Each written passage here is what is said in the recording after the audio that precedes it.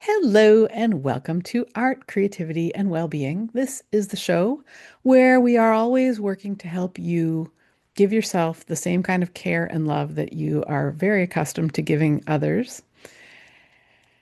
Yeah, that's what we're doing here. I'm Kay Locke Culp. I'm a coach, I'm a creator, I am a thru hiker who used to need a wheelchair.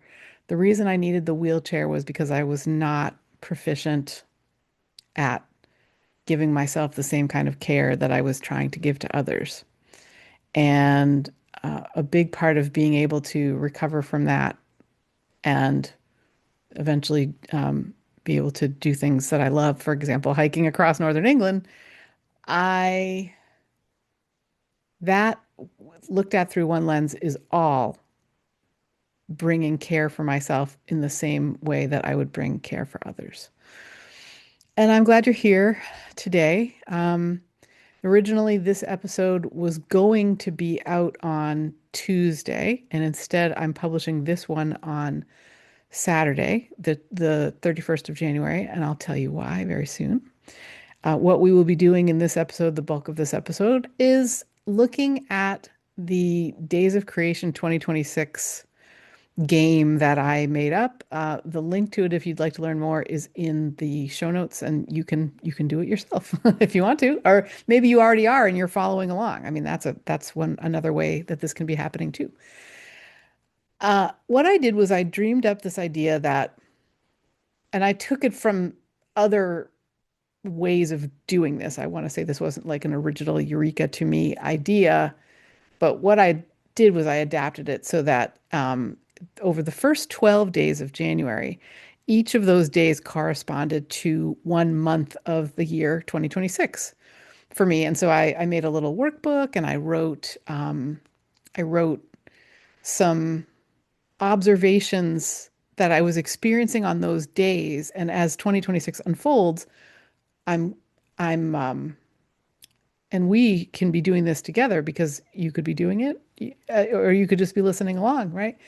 Um, as 2026 unfolds, I'm looking back at those 12 days, each one for each month, to see what was true that I wrote about that day that has also turned out to be true for the month. And it's been really fascinating. I can't wait to bring you my observations for myself and always extending an invitation for you to get in touch and share yours. klockcope.com/contact is where you can do that.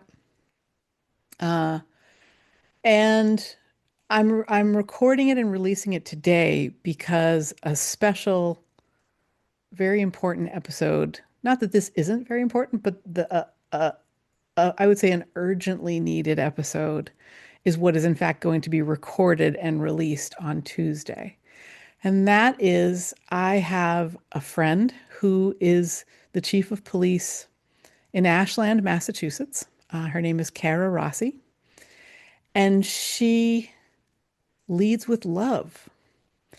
And as I've gotten to know her and some of the folks in her department, I, I'm learning how that I've been learning how that is and what it means to lead with love in the sense of being the chief of police in an actual place with like 11,000 citizens, you know, and how that spills over into other places, but also what happens in the department when you lead with love as the police chief.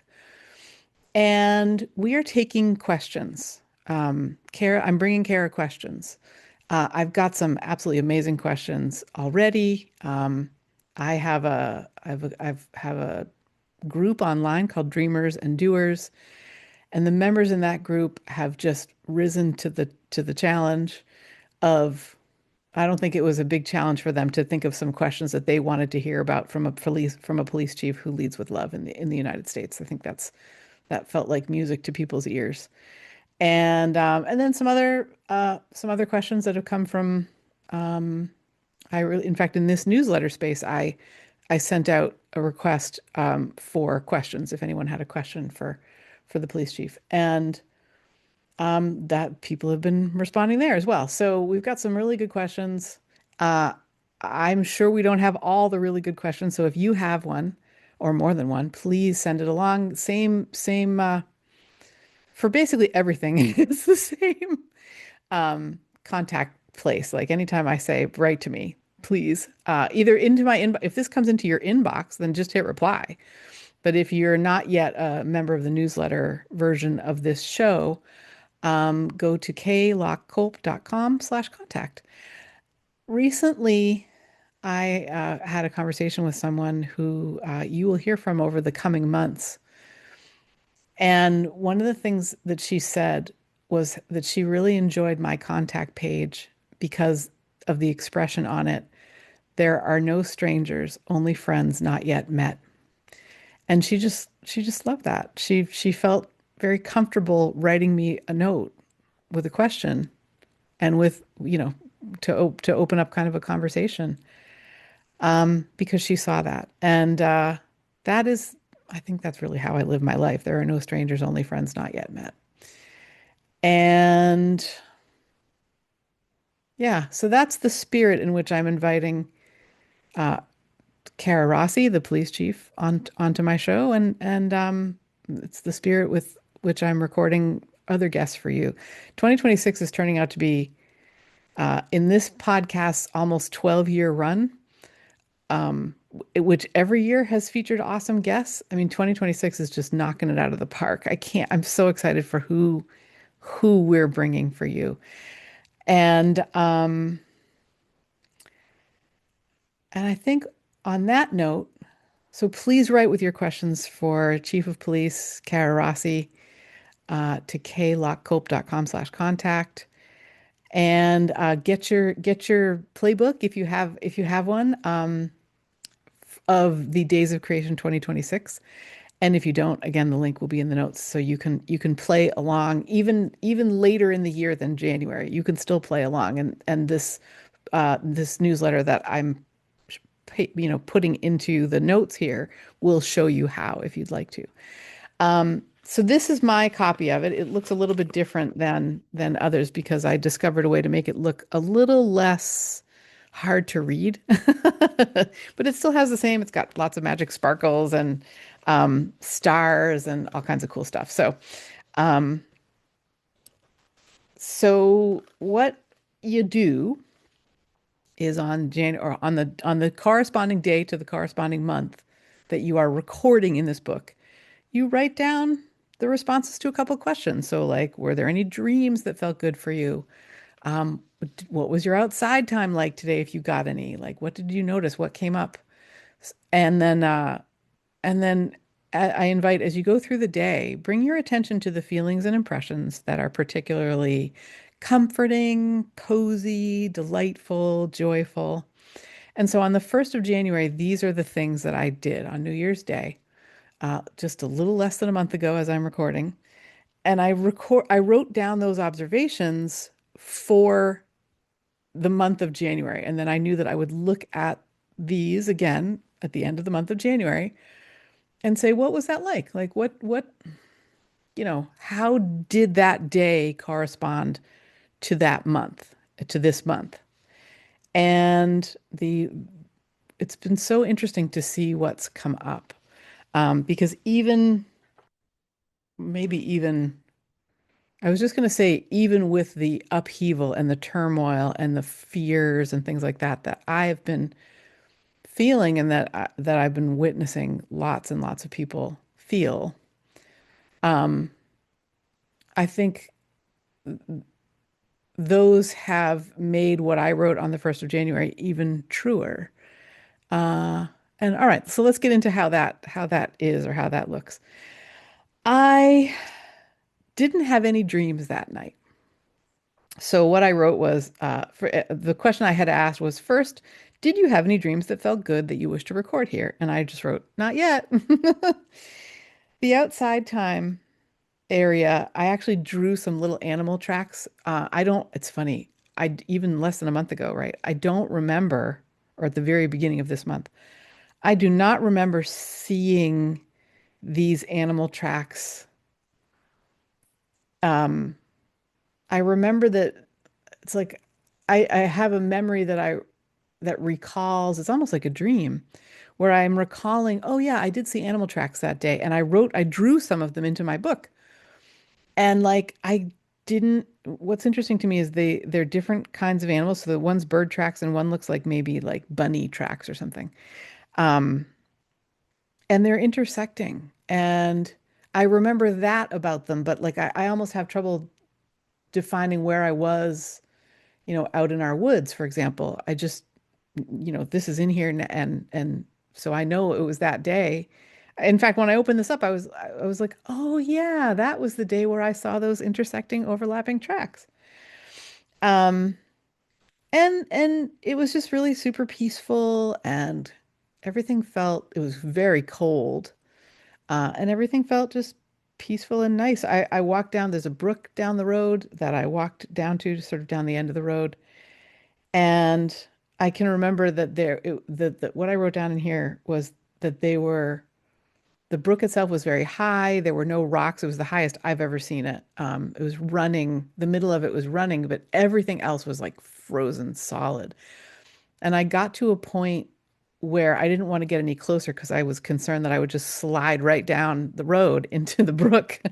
So, and it's interesting because I'm even going to stop before I go on to the other parts of like proactively building January, those written observations from the first. I'm going to stop here because there's something coming up, a couple things. If this was a sort of not a prediction, but well, maybe prediction is the best word that I can think of. If I'm looking back on something that is meant to evoke a whole month, and then the outside time, the two things that really come up about that are these overlapping tracks and how there's something there about unanticipated routes or paths crossing that I hadn't expected, I guess. Um, and the other one is about getting to an edge of something. There wasn't really a distinct edge. It wasn't like the road changed at all, or it was completely nobody. We are the last house on our road, so the road keeps going, but it becomes an ATV trail. It's not plowed. It's like, so I was basically at that point on a trail and nothing changed in the trail except I got to this point and I thought, oh boy, I don't want to take another step because if I do, I'm going to end up in the brook. And those two things, these sort of unexpected paths crossing and the idea of going too far if I take another step are coming up for me right now. And I think this is going to be like, I feel emotional actually. I think this is going to be a little more serious of a nature than I had thought it was going to be. Like, somber is not the right word, but there's a word here about, or there's a feeling here about, you know, between when I wrote these words and now, um, there's been a very large uptick in some very disturbing uh, nationwide incidents, and it's it's both the paths crossing and the idea of the brook, sliding, going one more step and sliding, um, sliding into frozen, rushing water, have me thinking about this, um, because I'm trying to think how to say it. I have a very dear friend, a sister of my heart, who lives in Minneapolis, Minnesota, or just outside Minneapolis. And I think from her was how I got the biggest, most close up account of what is happening there and what the very good people in Minneapolis or in Minnesota are doing about it.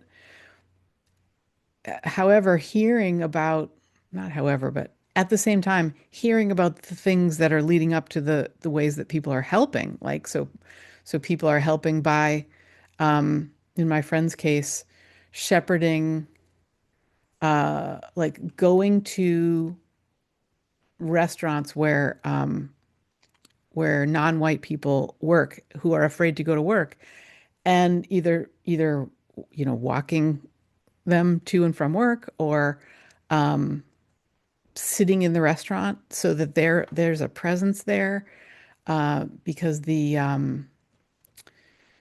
observation is that the the national immigration people are just sort of taking by force anyone who doesn't look white. And boy, was that an unanticipated paths crossing that felt simultaneously like something. If I went down too far into the rabbit hole of bad feelings, what's coming to mind is the idea of like climbing into a well with someone who is suffering when you're trying to get them out of the well. Now, if you go down there with them, now there's two people in a well and both are suffering, right? Um, I'm so inspired by the Minnesotans who are, well, first of all, who are doing what they can to feel okay as they are being assaulted and kidnapped and attacked, and um and the open lines of communication that they have with people who are not just on their side but actively helping, and doing everything they can to alleviate this in nonviolent ways that are just a standing up to a an authority that has no right and shouldn't be doing what they're doing. Um, and I'm really impressed with that and inspired by that. So that's the paths crossing, right? I think is like we went down a road that I never anticipated that we would in this country. Um, and that started, you know, if you think about it, that's been true since the beginning of the country. Um, and at the same time, this feels like a very good opportunity to really look around and see what can we do. And the other way that taking one more step and knowing that I would be sliding into the brook, the other way that really feels true for me is I have in my own self just been in such despair about this. I have spent time feeling like, you know, punishing myself, I think, for my dreams coming true and being able to live where I live. And um, just feeling like, how is that okay when there are people who are really suffering? And um, that thought process is a very old, ingrained thought process, an old story. And because all it is not a good story, right? So continuing to follow that train of thought, and giving it lots of attention and sort of being in it, marinating in it, is me taking one step too far and falling down the ice into the brook. Um, because that's how I ended up in a wheelchair. I just would feel like, who am I to enjoy my life? My job should be to make sure that everybody else is enjoying their lives.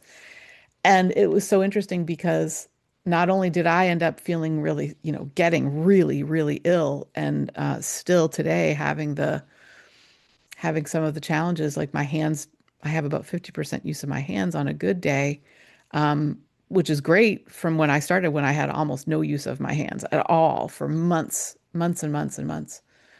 Um, but what I had been doing to try and make sure that everybody else was okay, they didn't like, because I was inappropriately in their business. And so to cheer for them instead of worrying about them, and at the same time to notice my own truth and to really pay attention to my own truth, which is kind of the deeper meaning for me in mind my own business. If I'm saying to myself, you need to mind your own business, that's what I mean. And when I'm not doing that, it's when I'm very close to, you know, stepping off onto the ice and sliding down into the brook. And the good news is that the way out of that was to do my best to just be patient with myself, give myself love, and not punish myself uh, for having these bad feelings and for like this old story taking over. The way I started to think of it is Kay has left the building. Like, my usual thinking self just wasn't there for an amount of time because what I was hearing and what others were experiencing that I, was hearing about, I just couldn't bear it. I just could not bear it. And to just be patient with myself while those feelings settled out, I'm really proud of myself because I didn't revert to some of the actions I used to take when I felt that way. People do all different things when we are feeling bad. And a way that I used to try and cope with that was to eat a tremendous amount of things that are sometimes foods, and to the point where I'd make myself sick. But I was eating for comfort, not for nourishment. And um, I've that's a pattern that I have successfully disrupted and um, bring my attention as well as I can to eating with nourishment in mind, eating when I'm hungry, eating things that feel good in my body, and just noticing the difference uh, from how I used to feel when I ate things that were not good for me in massive volumes. And um, those are the ways that my outside time on the 1st of January feels like it's corresponding. I kind of decided not, well, I consciously decided, not kind of, I consciously decided that I wasn't going to script this, that I was just going to turn on my microphone and share with you what came up for me on the 1st of January that has been relevant in the ways that it's been relevant. And that is a way that I didn't even see for myself, even though I've been reflecting for a couple days on what I wrote then and what I've experienced in this month. It's just ways of being creative, I guess, ways of feeling, making meaning, I think is maybe that feels very, very true that like this game has been a way of helping me make meaning and understand myself, my choices, my world, our world better. So, if there was not another reason to do it, that's a good reason. And I think at the beginning of the year, I just thought it was going to be like sort of silly fun. And I am reminded in this moment of there used to be, so there was like the original Battlestar Galactica, right? Which I watched a little bit of as a kid and always loved. And then there was I think in the early 2000s maybe there was they redid Battlestar Galactica, and I have very little memory of, you know, character names or anything like that. But the two main characters, one is her name is Kara, actually, as I think about it, which is kind of neat because that's Kara Rossi, our police chief, um, is coming on the show. So anyway, one main character's name is Kara. She plays her call name is Starbuck, if I remember correctly. And in the original Battlestar Galactica, Starbuck had like a partner or a buddy. I've forgotten his name and I have forgotten his call sign. But anyway, that guy, Kara and that guy, so basically the two stars of this show in the new updated Battlestar Galactica, they are in the shooting range on the Battlestar, right? They're in the shooting range doing some shooting, and you see them get silly and flirty and like goofy, and they're just shooting their guns and being silly and goofy. And then at some point, somebody realizes one of the two of them realizes that something's not right. And why are they acting the way that they're acting? Because they're acting really strange for themselves, basically. And when they look at the oxygen gauge, something leads them to look at the oxygen gauge. They realize there's almost no oxygen in this particular gun range anymore. Like there's been a malfunction on the ship, something's wrong, and they're locked in. And so then it gets very, very serious, like as they try to figure out with their sort of addled brains how to get out of this situation. And I've been, for some reason, I have been thinking about that episode and that moment a lot in the month of January 2026. And I think it has to do with an understanding or a deeper understanding of the practices that I have. Um, so the opposite for me of climbing down in the well and sliding down this brook, sliding down the ice into the brook are I would say three very, very important self-care practices. One is daily outside time, no matter the weather, getting outside every day for some snowshoeing, I've been doing actual sledding. Like there's a great sled hill right adjacent to where I live. So I bought some sleds and I have been sledding for exercise. And of course, it's also very fun. Um, and snowshoeing and hiking and walking the road in like ice crampons basically because it's a dirt road that we live on. So it's there's just been lots and lots of opportunities for the kinds of daily joyful movement that it turns out I really need that is one of the three pillars of self-care for me. Another one is nourishing food. So daily joyful nourishing food is how I think of the second one. And that's meant more cooking. It's meant more sort of like opening to what do I really feel like right now? And sometimes it's raisin toast, and sometimes it's grapefruit or who knows what. But like, it's been really interesting to just see in the deep winter, what is it where I don't have the same kind of access to like takeout that I used to have when I lived in the suburbs. What do I really like to eat? And that feels like nourishment to me, not emotional comfort food, but real nourishment. So that's the second practice. And the third one is daily creative enjoyment is how I think of it. And honestly, this is that today because creative enjoyment is it writing? Is it painting? Is it something that is utilizing my human, you know, inborn creative impulses? And for me, there's a crossover of like service. So um, this is how I provide service to others is by holding space, by giving, a listener an opportunity to just be able to take a breath and give ourselves some grace, I think is maybe how I would say it. And to feel like you're not alone. Um, and those are the things that have really helped. I used to do them. Well, I not me. I was just going to say I used to do them just for funsies. But I think the old story in my head is, that stuff's not important. Like there's much more important things. How dare you go and enjoy a walk while people are dying or, think those are the stories that I hear in my head.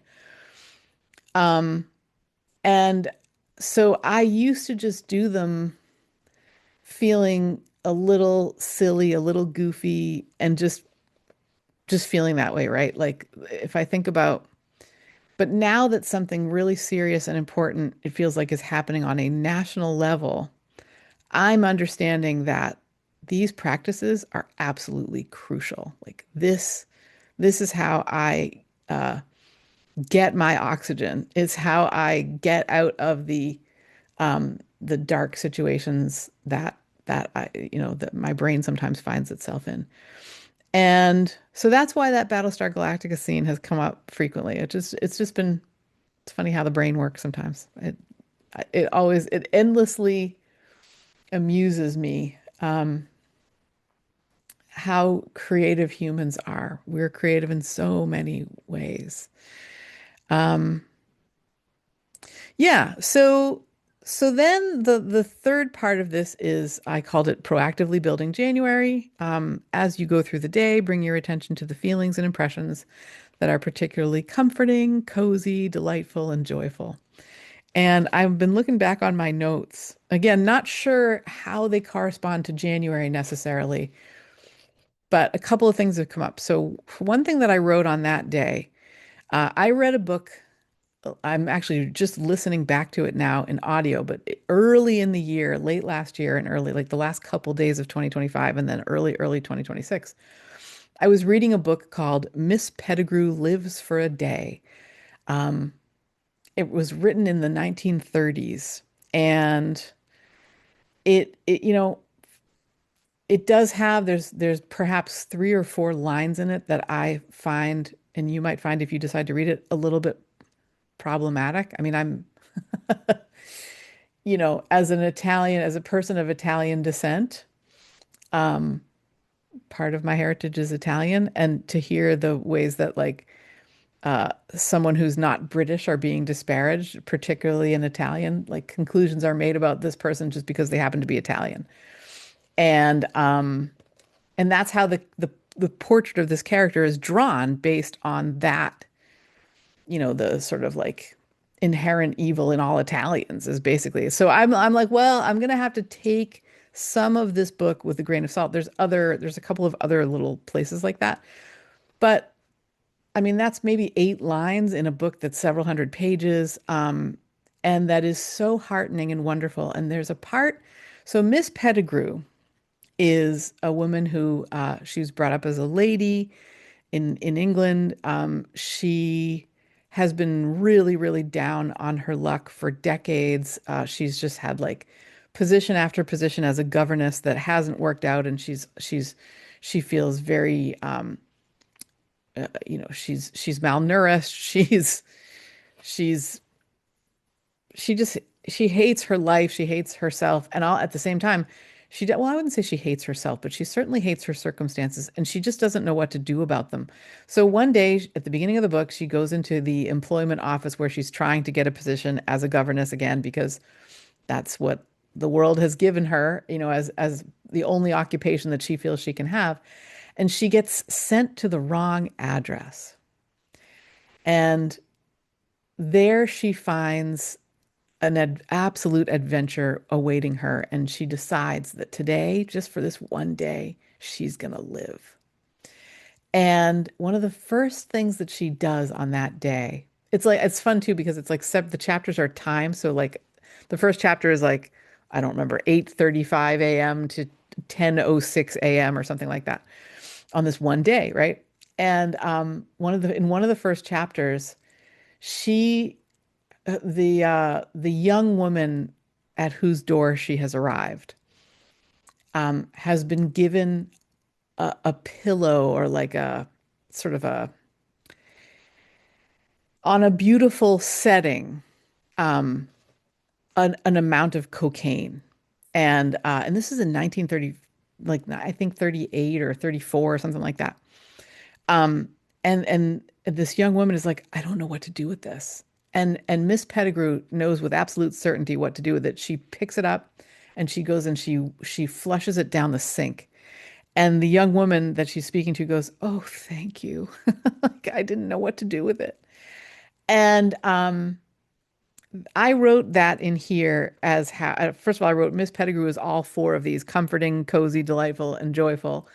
And then secondly, I just kept coming back at the beginning of the year, and again after I think I'm re-listening to it or listening to it to reread it because I've just been really enjoying someone who is has been told by the world that she's worthless and just really beaten down, deciding to inhabit a new role.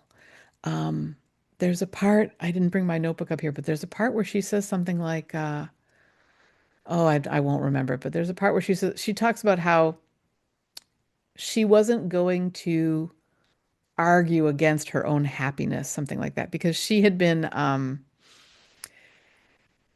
brought up that you do not wear makeup, like that evil people put rouge on or lipstick or something like that. And here are these young women who are like living their life and they're inviting her to live her life and she's like, what am I going to limit my own happiness here? Like I'm just not going to argue. This is clearly what is being offered to me and for the first time in my life I'm going to enjoy it.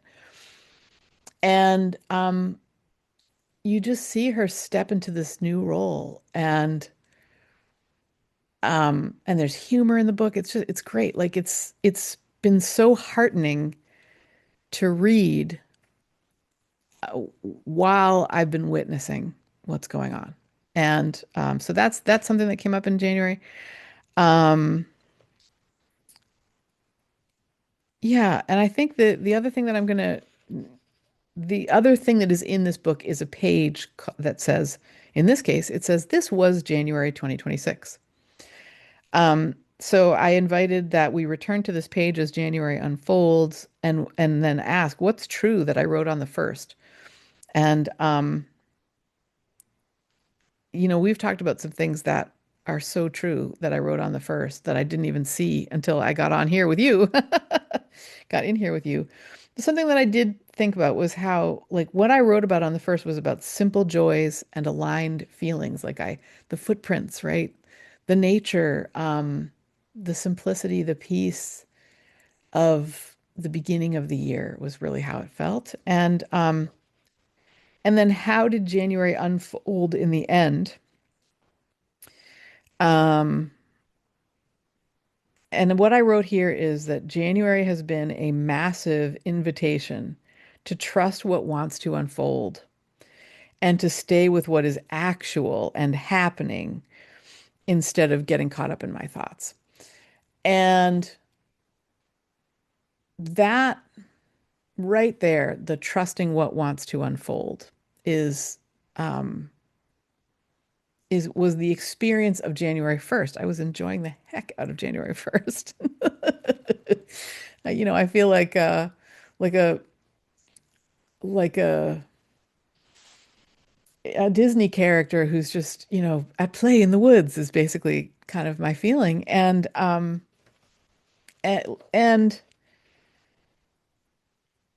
when I look back on January, this was the massive invitation. Like that day was, if I look back to then, it's like remember that these feelings are like, first of all, your birthright. It's wonderful to be able to feel in tune with nature or with the things that you love and feel truly aligned with. Um, it's how it's how we all I it's how we all rise when individually we start remembering that yes, there are challenges, and that uh, us feeling us climbing into the well with the sufferers, now we have extra people in the well instead of being able to throw a rope from the top to help them up, right?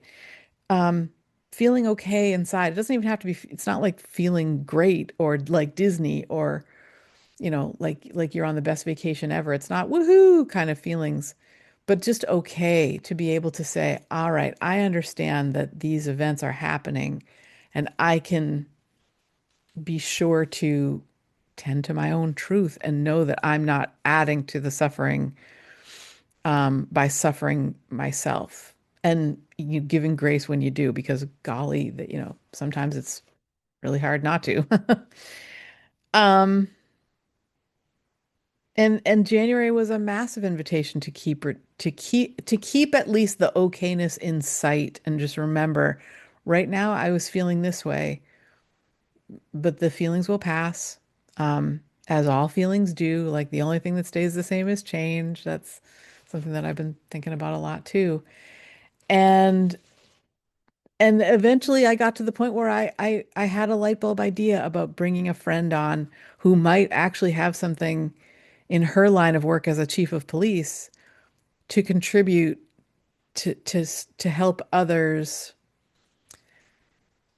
feel like we can move forward, and like we can be part of the solution. The other thing that happened in January that was I would say, even a bigger emotional challenge for me was that Canadian connections of mine, of whom there are many, um, I heard from I heard from some that I heard as, and that felt to me as like, you're the problem.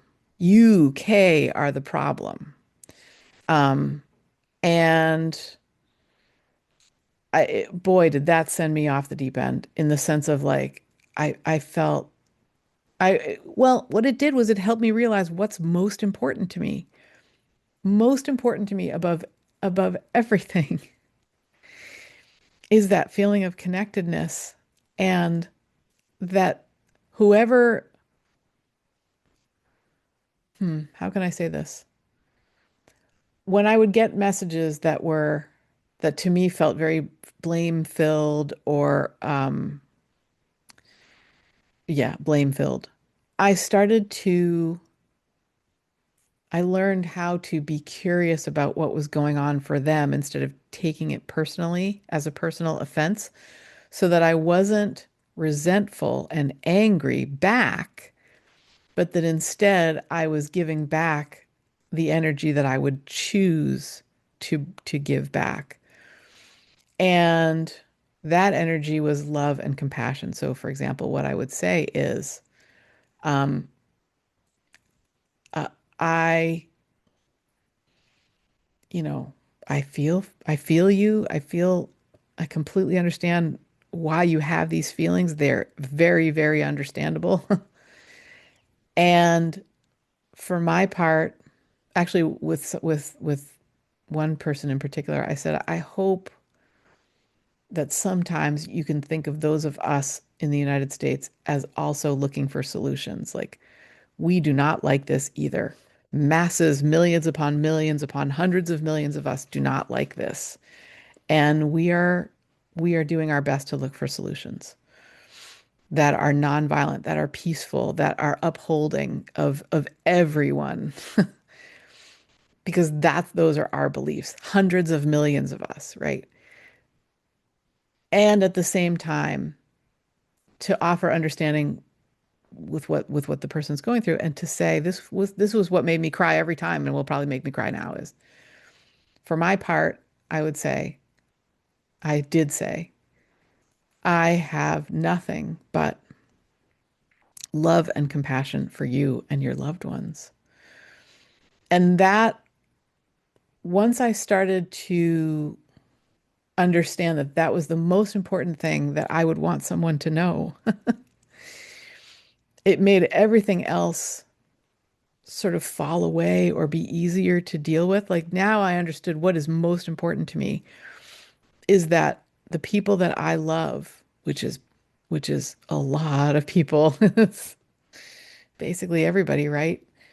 Um, there are no strangers, just friends not yet met. That's what it says on my contact page, even.